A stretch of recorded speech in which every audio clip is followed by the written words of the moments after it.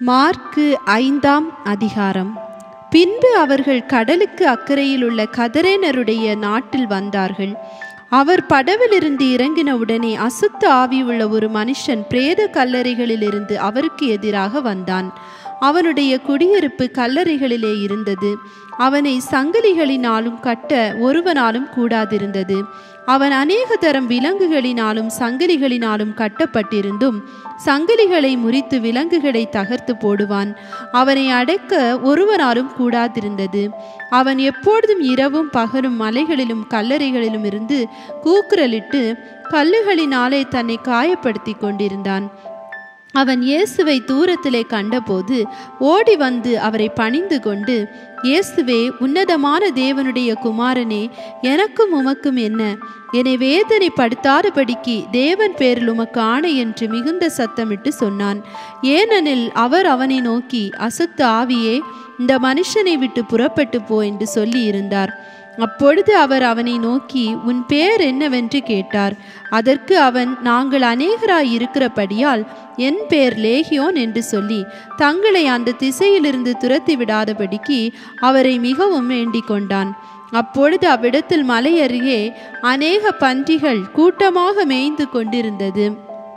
அந்த பிசாசுகள் எல்லாம் அவரை நோக்கி, பன்றிகளுக்குள்ளே போகும்படி அவைகளுக்குள்ளே எங்களை அனுப்பும் என்று அவரை வேண்டிக் கொண்டன. இயேசு அவைகளுக்கு உத்தரவு கொடுத்தவுடனே அசுத்த ஆவிகள் புறப்பட்டு பன்றிகளுக்குள் போயின. உடனே ஏறக்குறைய 2000 பன்றிகள் உள்ள அந்த கூட்டம் உயர்ந்த மேட்டிலிருந்து ஓடி கடலிலே பாய்ந்து கடலில் அமிழ்ந்து மாண்டது. பன்றிகளை மேய்த்தவர்கள் ஓடி இதை பட்டணத்திலும் சுற்றுப்புறங்களிலும் அறிவித்தார்கள். அப்பொழுது சம்பவித்ததை பார்க்கும்படி ஜனங்கள் புறப்பட்டு இயேசுவினிடத்தில் வந்து, லேகியோனாகிய பிசாசுகள் பிடித்திருந்தவன் வஸ்திரம் தரித்து உட்கார்ந்து புத்தி தெளிந்திருக்கிறதை கண்டு பயந்தார்கள். பிசாசுகள் பிடித்திருந்தவனுக்கும் பன்றிகளுக்கும் சம்பவித்ததை கண்டவர்களும் அவர்களுக்கு விவரமாய் சொன்னார்கள். அப்பொழுது தங்கள் எல்லைகளை விட்டு போகும்படி அவரை வேண்டிக் கொள்ள தொடங்கினார்கள். அப்படியே அவர் படவில் ஏறுகிற பொழுது பிசாசு பிடித்திருந்தவன் அவரோட கூட இருக்கும்படி தனக்கு உத்தரவு கொடுக்க அவரை வேண்டிக் கொண்டான். இயேசு அவனுக்கு உத்தரவு கொடாமல், நீ உன் இனத்தாரிடத்தில் உன் வீட்டிற்கு போய் கர்த்தர் உனக்கு இறங்கி உனக்கு செய்தவைகளை எல்லாம் அவர்களுக்கு அறிவி என்று சொன்னார். அந்தபடி அவன் போய் இயேசு தனக்கு செய்தவைகளை எல்லாம் தெக்கபோலி என்னும் நாட்டில் பிரசித்தம் பண்ண தொடங்கினான். எல்லாரும் ஆச்சரியப்பட்டார்கள். அந்தபடி அவன் போய் இயேசு தனக்கு செய்தவைகளை எல்லாம் தெக்கபோலி என்னும் நாட்டில் பிரசித்தம் பண்ண தொடங்கினான். எல்லாரும் ஆச்சரியப்பட்டார்கள். இயேசு படவில் ஏறி மறுபடியும் இக்கரைக்கு வந்து கடலோரத்தில் இருந்தபோது திரளான ஜனங்கள் அவரிடத்தில் கூடி வந்தார்கள். அப்பொழுது ஜெபாலய தலைவரில் ஒருவனாகிய எவீரு என்பவன் வந்து அவரை கண்டவுடனே அவர் பாதத்திலே விழுந்து, என் குமாரத்தி மரண அவஸ்தைப்படுகிறாள், அவள் ஆரோக்கியம் அடையும்படிக்கு நீர் வந்து அவள் மேல் உமது கைகளை வையும், அப்பொழுது பிழைப்பான் என்று அவரை மிகவும் வேண்டிக் கொண்டான். அவர் அவனோட கூட போனார். திரளான ஜனங்கள் அவருக்கு பின் சென்று அவரை நெருக்கினார்கள். அப்பொழுது 12 வருஷமாய் பெரும்பாடுள்ள ஒரு ஸ்திரீ அநேக வைத்தியர்களால் மிகவும் வருத்தப்பட்டு தனக்கு உண்டானவைகளை எல்லாம் செலவழித்தும் சற்றாகிலும் குணமடையாமல் அதிக வருத்தப்படுகிற பொழுது இயேசுவை குறித்து கேள்விப்பட்டு, நான் அவருடைய வஸ்திரங்களை ஆகிலும் தொட்டால் சொஸ்தமாவேன் என்று சொல்லி ஜனக்கூட்டத்துக்குள்ளே அவருக்கு பின்னாக வந்து அவருடைய வஸ்திரத்தை தொட்டாள். உடனே அவளுடைய உதிரத்தின் ஊரல் நின்று போயிற்று. அந்த வேதனை நீங்கி ஆரோக்கியம் அடைந்ததை அவள் தன் சரீரத்தில் உணர்ந்தாள். உடனே இயேசு தம்மிலிருந்த வல்லமை புறப்பட்டதை தமக்குள் அறிந்து ஜனக்கூட்டத்துக்குள்ளே திரும்பி, என் வஸ்திரங்களை தொட்டது யார் என்று கேட்டார். அவருடைய சீஷர்கள் அவரை நோக்கி, திரளான ஜனங்கள் உம்மை நெருக்கி கொண்டிருக்கிறதை நீர் கண்டும் என்னை தொட்டது யார் என்று கேட்கிறீரே என்றார்கள். இதை செய்தவரை காணும்படிக்கு அவர் சுற்றிலும் பார்த்தார். தன்னிடத்திலே சம்பவித்ததை அறிந்த அந்த ஸ்திரீயானவள் பயந்து நடுங்கி அவர் முன்பாக வந்து விழுந்து உண்மையெல்லாம் அவருக்கு சொன்னாள். அவர் அவளை பார்த்து, மகளே, உன் விசுவாசம் உன்னை ரட்சித்தது, நீ சமாதானத்தோടെ போய் உன் வேதனை நீங்கி சுகமாயிரு என்றார். அவர் இப்படி பேசிக் கொண்டிருக்கையில் ஜெபாரிய தலைவனுடைய வீட்டிலிருந்து சிலர் வந்து, உம்முடைய குமாரத்தி மரித்து போனால் இனி ஏன் போதகரை வருத்தப்படுத்துகிறீர் என்றார்கள். அவர்கள் சொன்ன வார்த்தையை இயேசு கேட்டவுடனே ஜெபாரிய தலைவனை நோக்கி, பயப்படாதே, விசுவாசம் உள்ளவனாய் இரு என்று சொல்லி பேதுருவையும் யாக்கோபையும் யாக்கோபின் சகோதரன் யோவானையும் தவிர வேறொருவரும் தம்மோடே வருகிறதற்கு இடம் கொடாமல் ஜெபாரிய தலைவனுடைய வீட்டிலே வந்து சந்தடியையும் மிகவும் அழுது புலம்புகிறவர்களையும் கண்டு உள்ளே பிரவேசித்து, நீங்கள் சந்தடி பண்ணி அழுகிறது என்ன? பிள்ளை மரிக்கவில்லை, நித்திரையாய் இருக்கிறாள் என்றார். அதற்காக அவரை பார்த்து நகைத்தார்கள். எல்லாரையும் அவர் வெளியே போக பண்ணி பிள்ளையின் தகப்பனையும் தாயையும் தம்மோடே வந்தவர்களையும் அழைத்து கொண்டு பிள்ளை இருந்த இடத்தில் பிரவேசித்து பிள்ளையின் கையை பிடித்து தலித்தாகுமே என்றார். அதற்கு, சிறு பெண்ணே எழுந்திரு என்று உனக்கு சொல்லுகிறேன் என்று அர்த்தமாம். உடனே சிறு பெண் எழுந்து நடந்தாள். அவள் 12 வயதுள்ளவளாய் இருந்தாள். அவர்கள் மிகுந்த ஆச்சரியப்பட்டு பிரமித்தார்கள். அதை ஒருவருக்கும் அறிவியாதபடி அவர்களுக்கு உறுதியாக கட்டளையிட்டு அவளுக்கு ஆகாரம் கொடுக்கும்படி சொன்னார். மார்க்கு 6ஆம் அதிகாரம். அவர் அவ்விடம் விட்டு புறப்பட்டு தாம் வளர்ந்த ஊருக்கு வந்தார். அவருடைய சீஷரும் அவரோட கூட வந்தார்கள். ஓய்வு நாள் ஆனபோது ஜெபாலயத்தில் உபதேசம் பண்ண தொடங்கினார். அநேகர் கேட்டு ஆச்சரியப்பட்டு, இவைகள் இவனுக்கு எங்கே இருந்து வந்தது? இவன் கைகளினால் இப்படிப்பட்ட பலத்த செய்கைகள் நடக்கும்படி இவனுக்கு கொடுக்கப்பட்ட ஞானம் எப்படிப்பட்டது? இவன் தச்சன் அல்லவா? மரியாளுடைய குமாரன் அல்லவா? யாக்கோபு, யோசே, யூதா, சீமோன் என்பவர்களுக்கு சகோதரன் அல்லவா? இவன் சகோதரிகளும் இங்கே நம்மிடத்தில் இருக்கிறார்கள் அல்லவா என்று சொல்லி அவரை குறித்து இடரல் அடைந்தார்கள். இயேசு அவர்களை நோக்கி, தீர்க்கதரிசி ஒருவன் தன் ஊரிலும் தன் இனத்தாரிலும் தன் வீட்டிலுமே அன்றி வேறெங்கும் கனவீனம் அடையான் என்றார்.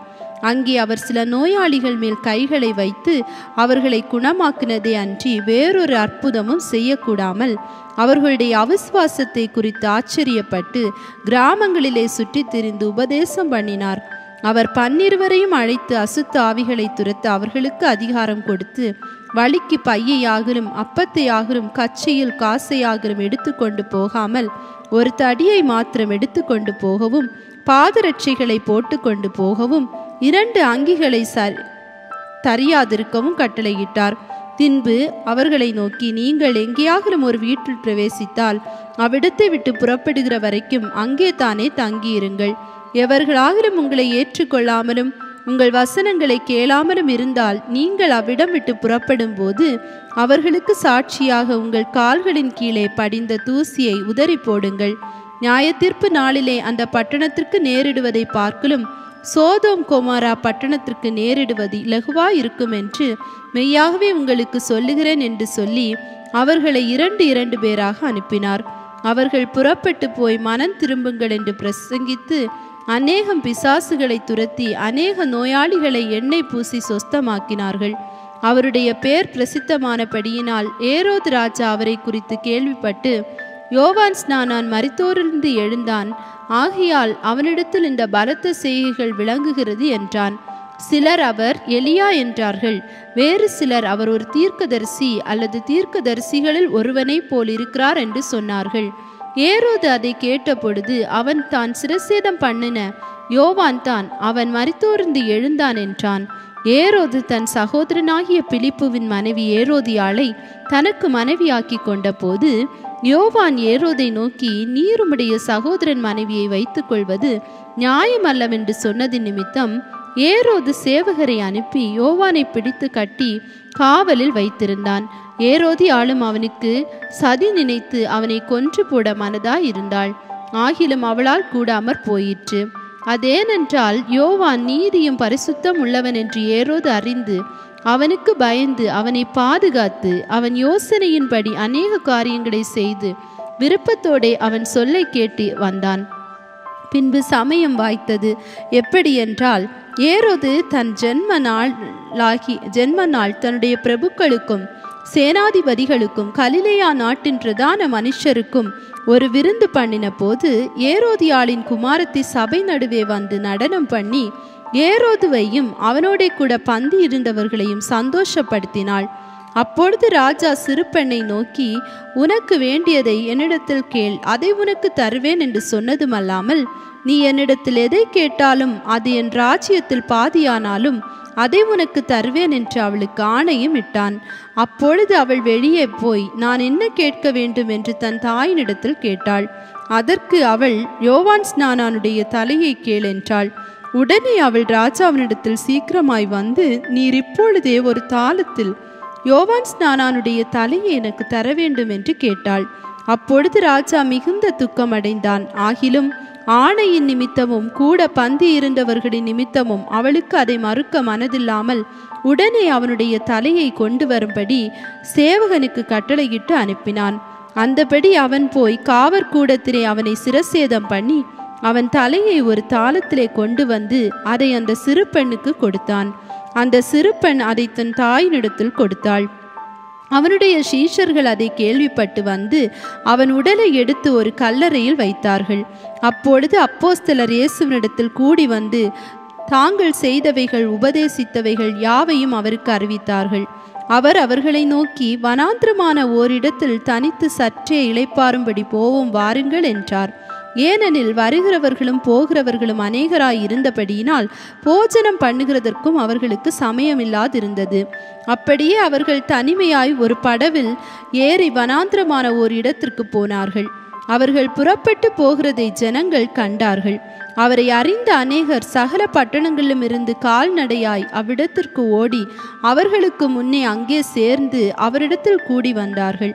இயேசு கரையில் வந்து அநேக ஜனங்களை கண்டு அவர்கள் மேய்ப்பனில்லாத ஆடுகளைப் போல் இருந்தபடியால் அவர்கள் மேல் மனதுருகி அநேக காரியங்களை அவர்களுக்கு உபதேசிக்க தொடங்கினார். வெகு நேரம் சென்ற பின்பு அவருடைய சீஷர்கள் அவரிடத்தில் வந்து, இது வனாந்திரமான இடம், வெகு நேரமும் ஆயிற்று, புசிக்கிறதற்கும் இவர்களிடத்தில் ஒன்றுமில்லை. ஆகையால் இவர்கள் சுற்றியிருக்கிற கிராமங்களுக்கும் ஊர்களுக்கும் போய் தங்களுக்காக அப்பங்களை வாங்கி கொள்ளும்படி இவர்களை அனுப்பிவிட வேண்டும் என்றார்கள். அவர் அவர்களை நோக்கி, நீங்களே அவர்களுக்கு போஜனம் கொடுங்கள் என்றார். அதற்கு அவர்கள், நாங்கள் போய் 200 பணத்துக்கு அப்பங்களை வாங்கி இவர்களுக்கு புசிக்கும்படி கொடுக்க கூடுமோ என்றார்கள். அதற்கு அவர், உங்களிடத்தில் எத்தனை அப்பங்கள் உண்டு, போய் பாருங்கள் என்றார். அவர்கள் பார்த்து வந்து 5 அப்பங்களும் 2 மீன்களும் உண்டு என்றார்கள். அப்பொழுது எல்லாரையும் பசும் புல்லின் மேல் பந்தி பந்தியாக உட்கார வைக்கும்படி அவர்களுக்கு கட்டளையிட்டார். அப்படியே வரிசை வரிசையாய் 100 பேராகவும் 50 பேராகவும் உட்கார்ந்தார்கள். அவர் அந்த 5 அப்பங்களையும் அந்த 2 மீன்களையும் எடுத்து வாரத்தை அண்ணாந்து பார்த்து ஆசீர்வதித்து அப்பங்களை பிட்டு அவர்களுக்கு பரிமாறும்படி தம்முடைய சீஷர்களிடத்தில் கொடுத்தார். அப்படியே 2 மீன்களையும் எல்லாருக்கும் பங்கிட்டார். எல்லாரும் சாப்பிட்டு திருப்தி அடைந்தார்கள். மேலும் அப்பங்களிலும் மீன்களிலும் மீதியான துணிக்கைகளை 12 கூடை நிறைய எடுத்தார்கள். அப்பம் சாப்பிட்ட புருஷர் ஏறக்குறைய 5000 பேராய் இருந்தார்கள். அவர் ஜனங்களை அனுப்பிவிடுகையில் தம்முடைய சீஷர்கள் படவில் ஏறி அக்கரையில் பெத்சாயிதாவுக்கு எதிராக தமக்கு முன்னே போகும்படி அவர்களை துரிதப்படுத்தினார். அவர் ஜனங்களை அனுப்பிவிட்ட பின்பு ஜெபம் பண்ணும்படி ஒரு மலையின் மேல் ஏறினார். சாயங்காலமான போது படவு நடுக்கடலில் இருந்தது. அவரோ கரையிலே தனிமையாய் இருந்தார். அப்பொழுது காற்று அவர்களுக்கு எதிராக இருந்தபடியினால் அவர்கள் தண்டு வலிக்கிறதில் வருத்தப்படுகிறதை அவர் கண்டு ராத்திரியில் 4ஆம் ஜாமத்தில் கடலின் மேல் நடந்து அவர்களிடத்தில் வந்து அவர்களை கடந்து போகிறவர் போல் காணப்பட்டார். அவர் கடலின் மேல் நடக்கிறதை அவர்கள் கண்டு ஆவேசம் என்று எண்ணி சத்தமிட்டு அலறினார்கள். அவர்கள் எல்லாரும் அவரை கண்டு கலக்கமடைந்தார்கள். உடனே அவர் அவர்களோடே பேசி, திடன் கொள்ளுங்கள், நான் தான், பயப்படாதிருங்கள் என்று சொல்லி அவர்கள் இருந்த படவில் ஏறினார். அப்பொழுது காற்று அமர்ந்தது. அதனால் அவர்கள் தங்களுக்குள்ளே மிகவும் பிரமித்து ஆச்சரியப்பட்டார்கள். அவர்களுடைய இருதய கடினமுள்ளதாய் இருந்தபடியினால் அப்பங்களை குறித்து அவர்கள் உணராமற் போனார்கள். அவர்கள் கடலை கடந்து கெனசரேத் என்னும் நாட்டிற்கு வந்து கரை பிடித்தார்கள். அவர்கள் படவிலிருந்து இறங்கின உடனே ஜனங்கள் அவரை அறிந்து அந்த சுற்றுப்புறமெங்கும் ஓடி திரிந்து பிணியாளிகளை படுக்கைகளில் கிடத்தி அவர் வந்திருக்கிறார் என்று கேள்விப்பட்ட இடங்களிலெல்லாம் சுமந்து கொண்டு வந்தார்கள். அல்லாமலும் அவர் பிரவேசித்த கிராமங்கள், பட்டணங்கள், நாடுகள் எவைகளோ அவைகளின் சந்தை வெளிகளிலே வியாதிக்காரரை வைத்து அவருடைய வஸ்திரத்தின் ஓரத்தையாகிலும் அவர்கள் தொடும்படி உத்தரவாக வேண்டும் என்று அவரை வேண்டிக் கொண்டார்கள். அவரை தொட்ட யாவரும் சொஸ்தமானார்கள்.